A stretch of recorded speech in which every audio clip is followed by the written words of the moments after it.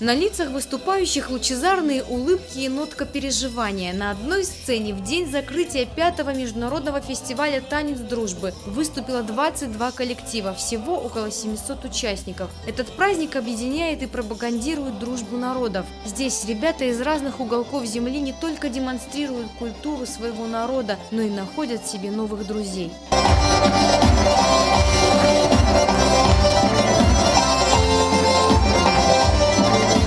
Фестиваль «Танец дружбы» с каждым годом расширяет свою географию. В этом году впервые участниками стали ансамбли из Израиля и Греции. Каждый коллектив стремится показать все свое мастерство. Глава республики Теймураз Мамсуров обратился к собравшимся, пожелав им добра и мира.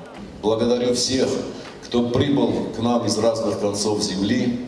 Спасибо вам за то, что отсюда, из города Владикавказ, мы подаем яркий, горячий сигнал всем тем, которые до сих пор не поняли, что Кавказ – это одна из самых красивых частей России, что Кавказ – это одна из самых надежных опор России, и что на Кавказе, пока будут вот такие дети, это говорит, что у России есть прекрасное будущее, а мы будем все делать для этого. И, наконец, долгожданная церемония награждения. Гран-при в младшей возрастной группе получил ансамбль «Башлам», юные участники которого поразили жюри и зрителей. В старшей возрастной группе гран-при удостоился Ставропольский край, ансамбль «Радуга». Домой ребята повезут дипломы и ценные подарки от спонсоров. Мнение жюри было единогласно по поводу Ставропольского коллектива в старшей группе и по поводу коллектива из Чеченской Республики, гран-при младшей группы. Почему необходимы эти фестивали на сегодняшний день? Это не нововведение.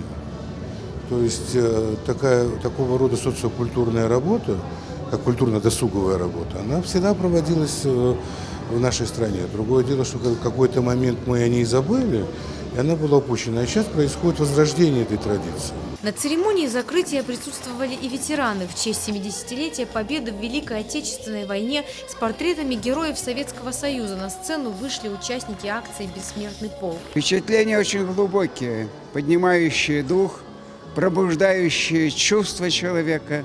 И так бы я сказал, если душу мне нынче не выплеснет, я в мелодиях растворюсь. Песни, звуки, родные звуки, как в святыне я ими лечусь. По спине бегут мурашки, то мне жарко, то холодно, но вот-вот явится кто-то, в сон мумус унесет всего. Те, кто приехал сюда в первый раз, обязательно вернутся снова. 5-й международный фестиваль «Танец дружбы» подошел к концу, но ребята с нетерпением будут ждать следующего года, чтобы вновь встретиться на гостеприимной осетинской земле. Залина Губурова, Лолита Сузаева, Михаил Безуглов, Осетия ТВ.